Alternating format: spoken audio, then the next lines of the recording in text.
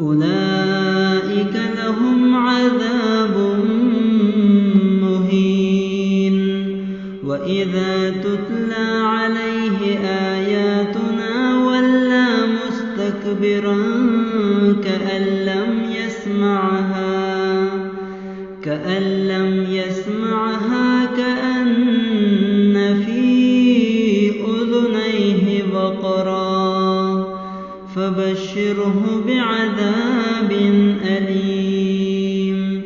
إن الذين آمنوا وعملوا الصالحات لهم جنات النعيم خالدين فيها وعد الله حقا وهو العزيز الحكيم. خلق السماوات بغير عمد ترونها وألقى في الأرض رواسي أن تميد بكم وبث فيها من كل دابة وأنزلنا من السماء ماء فأنبتنا فيها من كل زوج كريم. هذا خلق الله فأروني ماذا خلق الذين من دونه بل الظالمون في ضلال مبين. ولقد آتينا لقمان الحكمة أن اشكر لله ومن يشكر فإنما يشكر لنفسه ومن كفر فإن الله غني حميد. وإذ قال لقمان لابنه وهو يعظه يا بني لا تشرك بالله إن الشرك لظلم عظيم.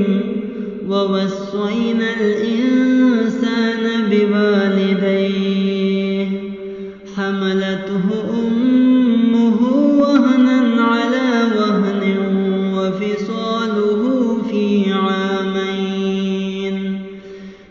عامين أن اشكر لي ولوالديك إلي المصير.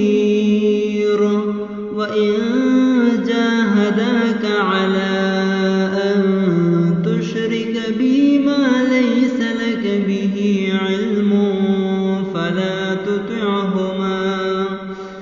فلا تطعهما وصاحبهما في الدنيا معروفا واتبع سبيل من أناب إلي ثم إلي مرجعكم فأنبئكم بما كنتم تعملون.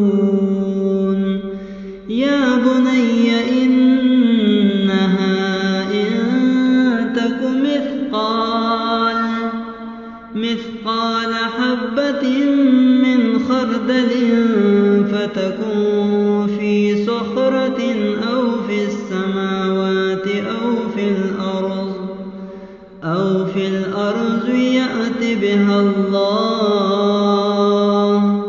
إن الله لطيف خبير. يا بني أقم الصلاة وأمر بالمعروف وانه عن المنكر واصبر على ما أصابك إن ذلك من عزم الأمور. ولا تصعر خدك للناس ولا تمش في الأرض مرحا إن الله لا يحب كل مختال فخور. وقصد في مشيك واغضض من صوتك إن أنكر الأصوات لصوت الحمير. ألم تروا أن الله سخر لكم ما في السماوات وما في الأرض وأسبغ عليكم نعمه ظاهرة وباطنة ومن الناس من يجادل في الله بغير علم ولا هدى ولا كتاب منير. وإذا قيل لهم اتبعوا ما أنزل الله قالوا بل نتبع ما وجدنا عليه آباءنا أولو كان الشيطان يدعوهم إلى عذاب السعير. ومن يسلم وجهه إلى الله وهو محسن فقد استمسك بالعروة الوثقى وإلى الله عاقبة الأمور. ومن كفر فلا يحزنك كفره إلينا مرجعهم فننبئهم بما عملوا إن الله عليم بذات الصدور. نمتعهم قليلا ثم نضطرهم إلى عذاب غليظ. ولئن سألتهم من خلق السماوات والأرض ليقولن الله قل الحمد لله بل أكثرهم لا يعلمون. لله ما في السماوات والأرض إن الله هو الغني الحميد. ولو أن ما في الأرض من شجرة أقلام والبحر يمده من بعده 7 أبحر ما نفدت كلمات الله إن الله عزيز حكيم.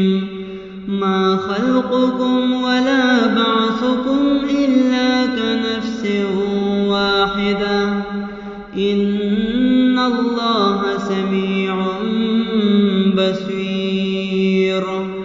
ألم تر أن الله يولج الليل في النهار ويولج النهار في الليل وسخر الشمس والقمر كل يجري إلى أجل مسمى وأن الله بما تعملون خبير. ذلك بأن الله هو الحق وأن ما يدعون من دونه الباطل وأن الله هو العلي الكبير. ألم تر أن الفلك تجري في البحر بنعمة الله ليريكم من آياته إن في ذلك لآيات لكل صبار شكور. وإذا غشيهم موج كالظلل دعوا الله مخلصين له الدين فلما نجاهم إلى البر فمنهم مقتصد وما يجحد بآياتنا إلا كل ختار كفور. يا أيها الناس اتقوا ربكم واخشوا يوما لا يجزي والد